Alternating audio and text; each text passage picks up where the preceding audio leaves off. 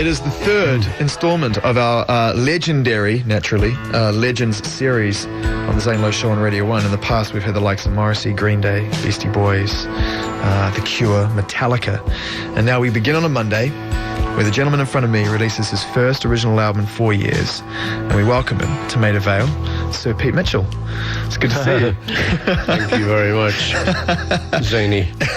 It's nice to see you, Sir Paul McCartney. Thank you very much for taking the time out to talk to us Call this me week. Paul. All right. Guess a little bit too formal, all that business. Just wanted to get it out of the way. Just get it out of the way. Sir Pete. Exactly. Okay, I'm going to start with a somewhat humorous but slightly ridiculous question. Do you remember where you were precisely 42 years and 71 days ago? I'll give you a hint. It's environmentally specific. Wow. New Zealand? Not close, but very far away at the same time. You're actually here doing a recording session, your first session with the Beatles. I've always driven past this building and thought that's where we used to do all this we used to do a show called Pop Go the Beatles. Yeah. Which was, it's a big break because we listened to a lot of BBC Radio when we were kids, so it's everywhere. And so we were really chuffed to get our own show. Only unfortunate thing is they've decided to call it Pop Go the Beatles, which we weren't that wild on. And then they decided we would have to sing Pop Go the Beatles. So it's like, once around the mulberry. Seriously, Pop goes Go the Beatles. And it's like, no, there goes our cred. Yeah, not for long though. But it was good. They had a couple of good engineers here. I think that's the secret. They're still here, I think, probably floating around at some point. I was walking down the corridor before and I saw a great photo of John Peel. And obviously, whenever I come into this building, I think of John, and I'm sure everyone who's worked with him did.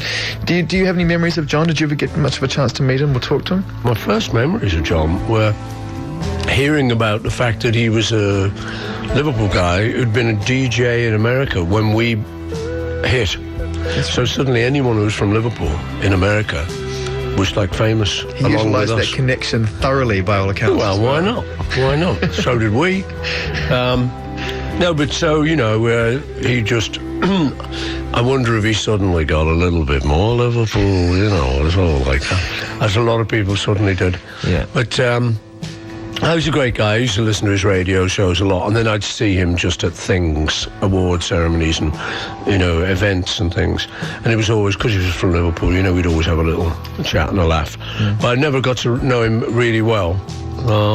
That's always the way, isn't it? Suddenly someone's gone and you go, I would like to have known him. Same for me, man. I had one last chance just before the holiday where I spent a few hours talking to him and finally got a chance to have a moment with the man, who I'd been circling around the office for sort of over a year, desperately trying to make my introduction, but he was just so notoriously shy. I was uncomfortable, invading his space.